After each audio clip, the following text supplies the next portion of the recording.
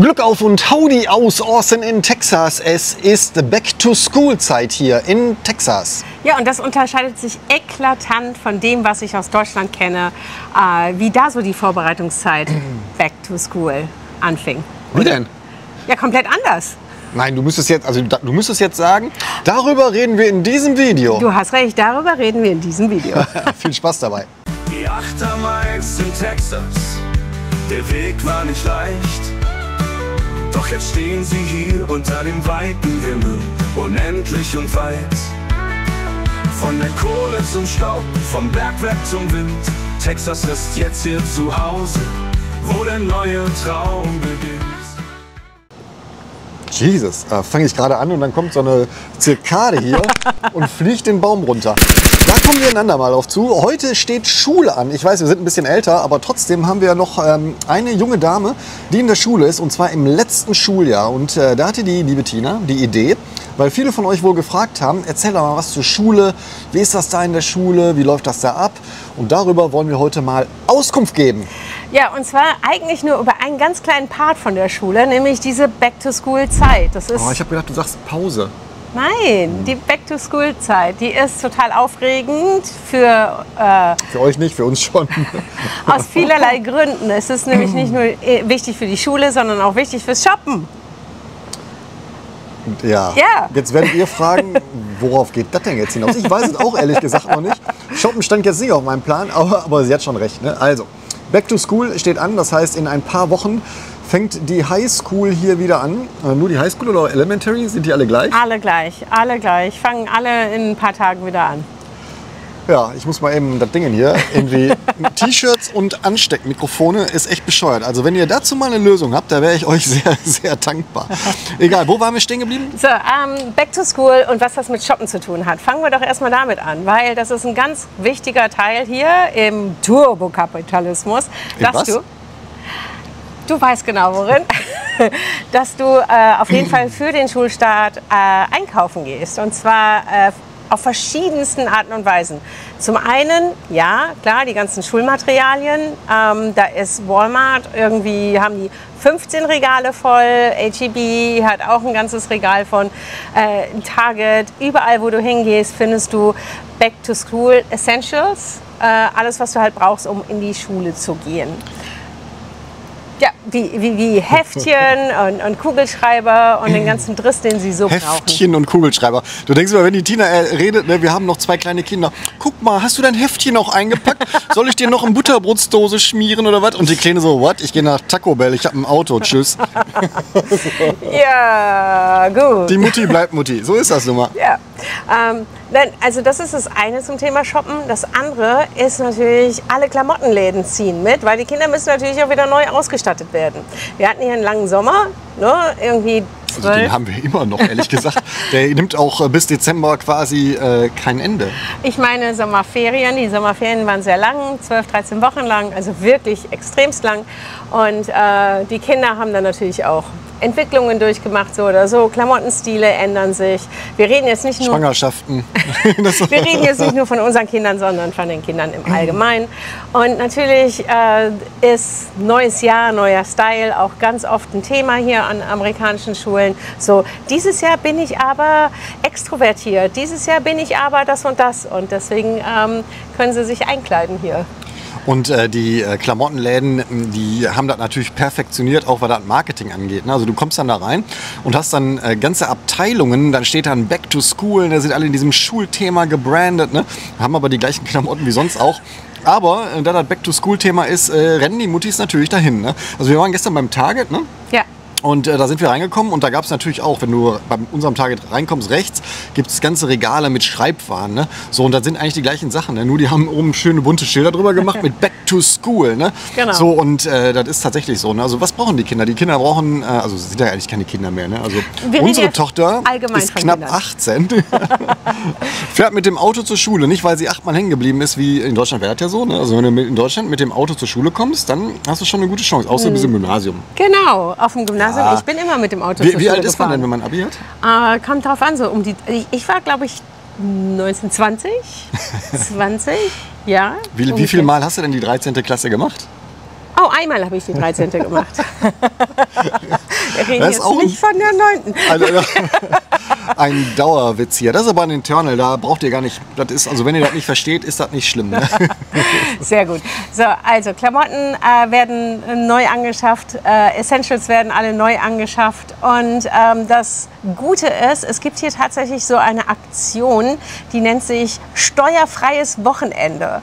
Und am steuerfreien Wochenende... Krieg ich da Bier umsonst? Nein! Kann ich da Schulsachen. Umsätze umsonst machen? Nein! Verdammt.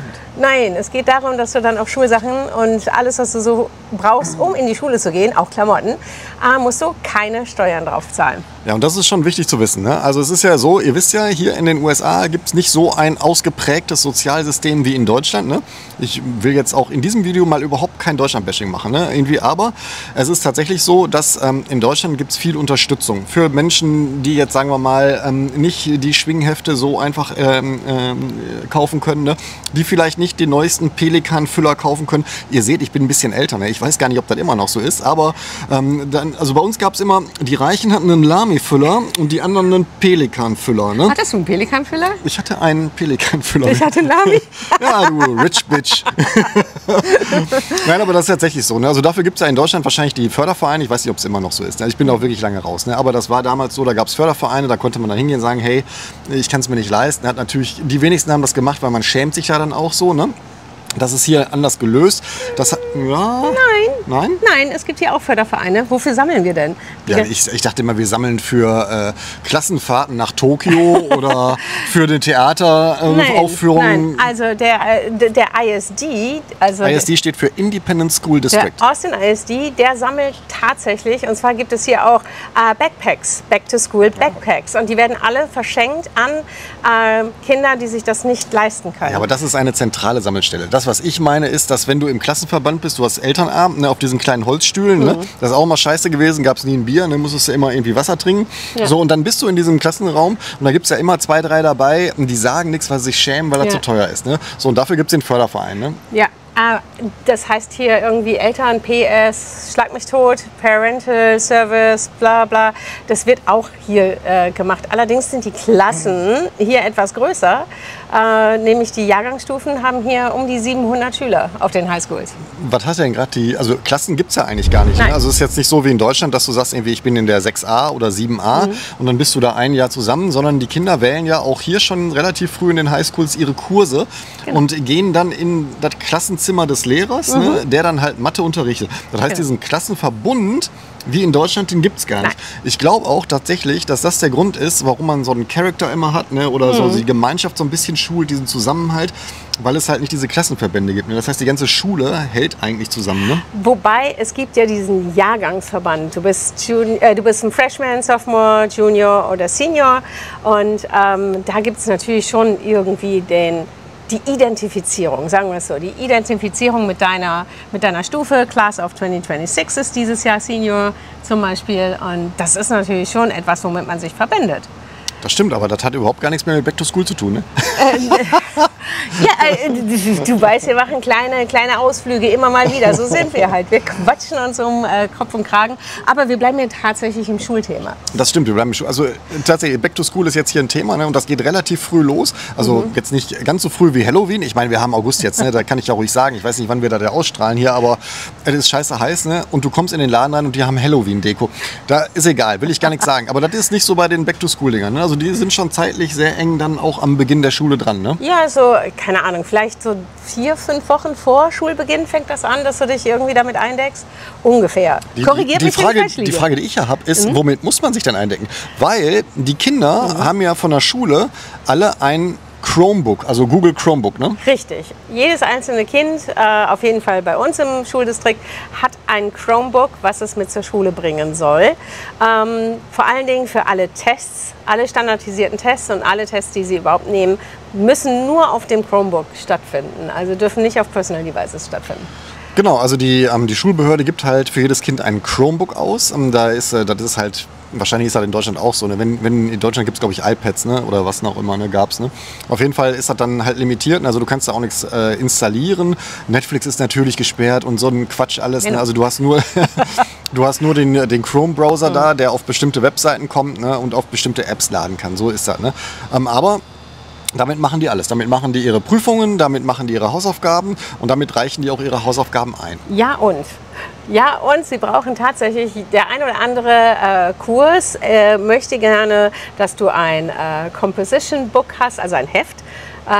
Oder dass du einen Hefter hast, wo die Blätter reinkommen. Also die arbeiten auch tatsächlich ab und an noch analog. Ja, macht ja auch Sinn. Ja, absolut. Also ist ja auch Gruppenarbeiten okay. und so weiter machen sie analog. Also insofern musst du die schon ausstatten und du brauchst auf jeden Fall eine Menge Kugelschreiber und Bleistifte. Die schreiben dir sogar vor, was für Bleistifte sie brauchen. Und jetzt stell dir mal vor, du hast eine Kunstklasse, da brauchst du auf jeden Fall auch nochmal das Zeug dafür, was du in Kunst benötigst. Also du kannst das ja am Schulanfang oder am Schulende, ich weiß gar nicht, wann man wählt. Wann haben die das gewählt, ihre Kurse?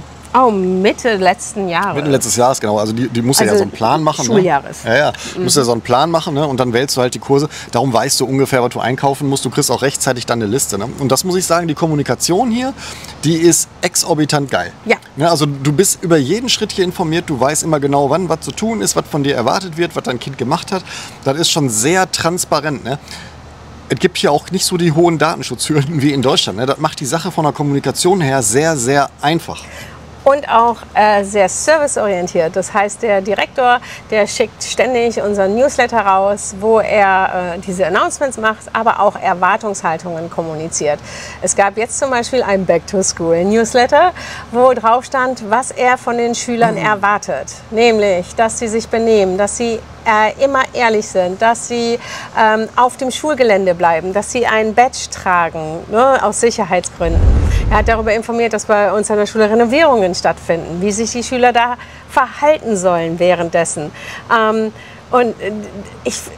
Und auch, was es kostet, wenn du dein Badge, also deinen Anhänger verlierst mit deinem Studentenausweis. Also Badge ist das, genau, das ist wie so ein Schülerausweis mit einem Foto von dir. Den müssen die Schüler immer tragen, um sich als Schüler dieser Schule zu identifizieren. Und das soll einfach dafür sorgen, dass da keiner auf dem Schulhof rumläuft, der da nicht hingehört. Ne? Ja, die Türen sind auch tatsächlich zu und werden nur aufgemacht für Schüler mit dem Schülerausweis. Es kommt kein anderer auf das Gelände.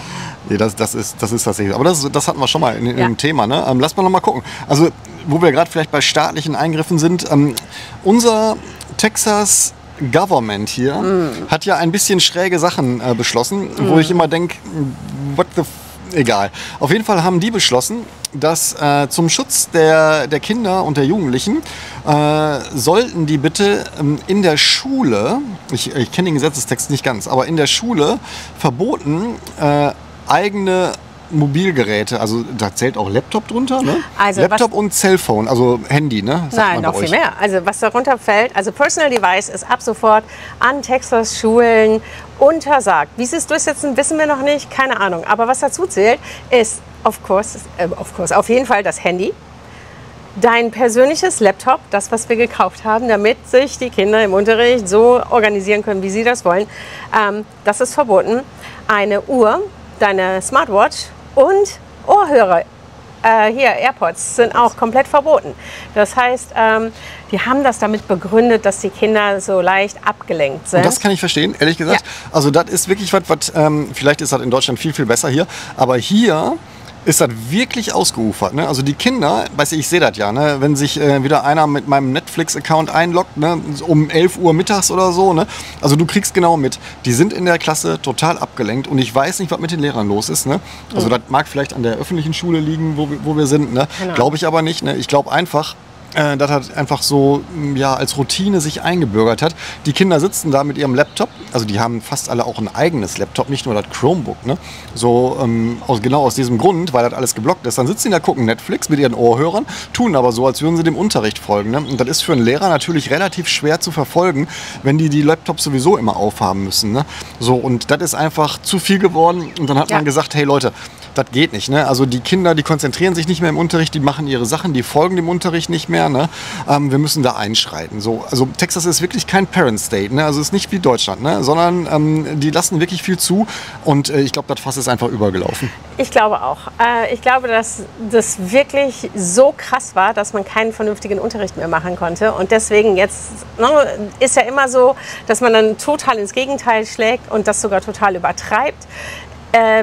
Es gibt Pros dafür, es gibt Kontras dafür. Pros hat André gerade genannt, die können sich besser konzentrieren, die sind weniger abgelenkt, die können wirklich mal dem Unterricht folgen. Und da gehe ich auch voll mit. Bei mir ist so ein bisschen das Kontra, Kommunikation mit zu Hause. Was ist in einem Fall, wo irgendwas vielleicht nicht so cool ist gerade? Da bis jetzt konnten unsere Kinder uns texten, ist jetzt mit den neuen Regeln nicht mehr möglich. Wir wissen noch nicht, wie die Regeln umgesetzt werden sollen. Also das sage ich ja. Ne? Also keiner weiß, wie es umgesetzt wird, ne? Denn das ist einfach gar nicht umsetzbar. Also du kannst in der heutigen Zeit den Kindern nicht verbieten, lass dein Handy und dein Laptop zu Hause. Laptop geht vielleicht noch, ne? Handy wird schwierig, ehrlich. Also was jetzt angeklungen ist in der letzten E-Mail war ja, also der Austin ISD, also der Verwaltungsbezirk Austin in der Schule, der setzt sich zusammen jetzt die Tage und überlegt, wie man das denn umsetzt. Und ich bin fest der Meinung, weil das klang schon so ein bisschen durch in dieser E-Mail, dass man sagt, pass mal auf, from bell to bell, also innerhalb der Schulstunde, haben alle Personal Items in einem Bag zu sein. So, das kann sein, dass sie sagen, pass auf, du musst das Cellphone und dein Laptop in dein Bag packen, ne? Oder da gibt es irgendwie einen Schrank, da stellst du das hin und nach Bell kriegst du es wieder, dass du es in der Pause benutzen kannst. Ich glaube, das ist die realistischere Variante. Und ich habe noch was Neues dazu gehört, Bell to Bell, ja für Highschool. Elementary, also Grundschule, komplettes Handyverbot. Bei Middle School ist das Handy abzugeben, den ganzen Tag über. Die dürfen es bei Lunch wiederholen und dann benutzen und dann müssen sie es wieder abgeben. Und Highschool, so wie du gerade sagtest, es muss im Backpack sein, darf nicht benutzt werden, nur zwischen den Stunden. Und ich glaube, das ist die vernünftigste und beste Regelung. Also ich weiß nicht, wie das in Deutschland ist mittlerweile. Dafür bin ich zu lange raus und meine Kinder auch zu lange. Ne? Aber ich kann mir vorstellen, dass in Deutschland kein Lehrer das auch duldet, wenn die Kiddies da mit ihrem iPhone sitzen und irgendwie Roblox spielen oder sowas. Ne? Also da wird der Lehrer auch sagen, er packt das weg oder die kassieren das ein. Ne? Und das wird jetzt hier auch kommen. Das ist genau das Gleiche. Ne? Die dulden nicht mehr, dass die Kinder während des Unterrichts das Zeug machen. So, darauf wird das hinauslaufen. Ich glaube, das lag aber auch daran, dass die Lehrer auch viel zu lieb sind, was das angeht. Alter, hier? Sorry, aber weißt du, was ich für eine Angst hatte vor meinem Geschichtslehrer? Das erklärt einiges. Mein Gott, also ich hatte die Lehrer bei uns, die waren strenger. Respekt. Ich kann mich daran erinnern, der Grundschullehrer früher, also kann ich mich nicht daran erinnern, aber hat man mir erzählt, der hat immer hier an den Koteletten gezogen. Ja. Ne? So, und der Sportlehrer, Herr Heiduck, Friede seiner Asche, der Sportlehrer vom Gymnasium Essen-Überruhr damals, der hat immer gesagt, ach der Meier, du bist ein Nickel. So, da war ein anderer Tonfall. Hier sind die wirklich, hat die Tina recht, völlig lieb. Ne? Keiner will irgendwie dem anderen vom Kopf stoßen, immer schön freundlich sein, was ja auch okay ist. Ne? Aber manchmal, finde ich, muss man auch am Tisch klopfen. Und ich habe immer den Eindruck, die haben Angst vor den Eltern, weil die ganze Schule ist natürlich gefundet auch. Ne? Also die Eltern spenden natürlich Geld. Ne? So, und wenn du da querschießt, ne, dann kann das mal sein, dass ein Elternpaar sagt, ja, den unterstütze ich gerne mehr. Oder der rennt zum Direktor und sagt, pass mal auf, irgendwie, ich gebe dir hier 20.000 im Jahr. Ne? Ich will nicht, dass meine Tochter hier bei dem ist. Ne? Richtig, aber das ist ja jetzt State Law und dann kann sich die Schule und die Eltern, die können sich auf den Kopf stellen. Das ist Gesetz. Ja, das ist Gesetz. Das ist so Gesetz wie, du darfst hier 65 auf der Bahn fahren. Weißt du, das ist, wenn die Schule, ich bin mir sicher, es gibt eine Auslegungssache in dem Gesetz, ne, wo die sagen irgendwie angemessen. So, also normalerweise haben die Amerikaner kein Auslegungsrecht, ne? Aber ich bin mir sicher, dass das kriegst du nicht über den Staat gestülpt, weil jede Schule halt anders ist. Aber weißt du was? Ich glaube, das lösen wir mal in einem der nächsten Videos, wenn wir das... Entweder muss sie auf Klo oder sie hat Durst, weil das geht schon Richtung Ende jetzt. Nein. Das Thema geht nun zu Ende. Ich möchte auf ein weiteres Thema schwenken. Noch eins? Ja. Was denn? Senior Year. Oh. Senior Year ist das wichtigste Jahr hier für die Kids. Du musst einmal kurz erklären, weil das kennen die in Deutschland nicht, wie die Viergliedrigkeit hier eingeteilt ist. Es ist keine Viergliedrigkeit, es ist eine Vierstufigkeit. In Deutschland gibt es ein dreigliedriges... Ihr versteht mich, ne? Also ich habe halt, weißt du, das habe ich halt jeden Tag, ne? So, ihr beschwert euch ja immer, dass ich immer dazwischen quatsch, ne? Aber vertraut mir, wenn dieses Video zu Ende ist, werde ich an so vielen Stellen korrigiert werden. Nein, das ist so fies. Würde ich im Leben nicht machen. Ich bin so artig. Glaubt ihr wirklich, ich würde André zusammenfalten? Glaubt ihr das? Glaubt ihr das? Nein. So, also Spaß beiseite, Senior Year. Das heißt, die Kinder kommen ja hier in die Highschool als Freshman, 9. Klasse, Sophomore, 10. Klasse, Junior 11. Klasse und das letzte Schuljahr hier heißt Senior Year, das ist die 12. Klasse. Und das letzte Schuljahr hier ist extremst besonders, weil Colleges, ganz ehrlich, die kümmern sich um die 10. und die 11. Klasse. Das ist alles, was sie sehen wollen. Das heißt, unsere Tochter ist mitten in den Bewerbungen für ihr Traumcollege drin. Die wollen schon die Abschlüsse sehen vom Senior Year. Die wollen nachher einen Abschluss sehen, aber mehr auch nicht mehr. Das heißt, die Kurse, die sparen sie sich natürlich, die Fun-Kurse sparen die sich alle für ihr Senior Year auf. Ihre Off-Periods, alle für... Was ist denn eine Off-Period? Okay, das ist ja schon ihre Freistunden. Die Kinder müssen 26 Kurse machen. 26 oder 32? 26. 26 Kurse in 4 Jahren. Und die haben pro Jahr 8 Kurse Zeit. Jetzt rechnen wir mal ganz kurz. Das ist 8, 16, 24, 32. Das heißt, die haben hier ein bisschen Spielraum. Ne?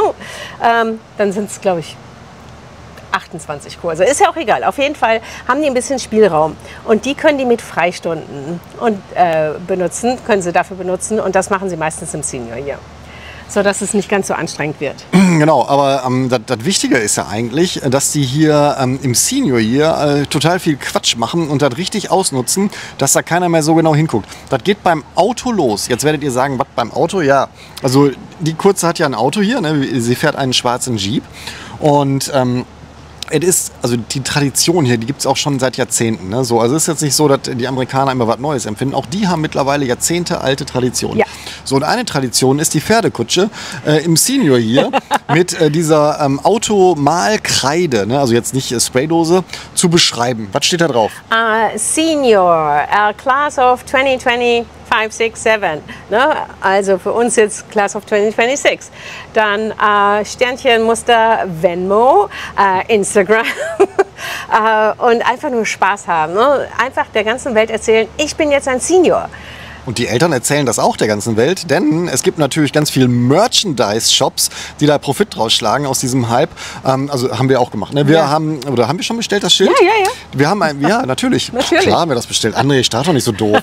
Die Mutti ist ganz am Start hier. Also wir haben natürlich ein Schild bestellt, was man in den Vorgarten packt, wo dann drauf steht, hier wohnt also ich übersetze mal so, hier wohnt ein Schüler des Senior Years der Class 2026.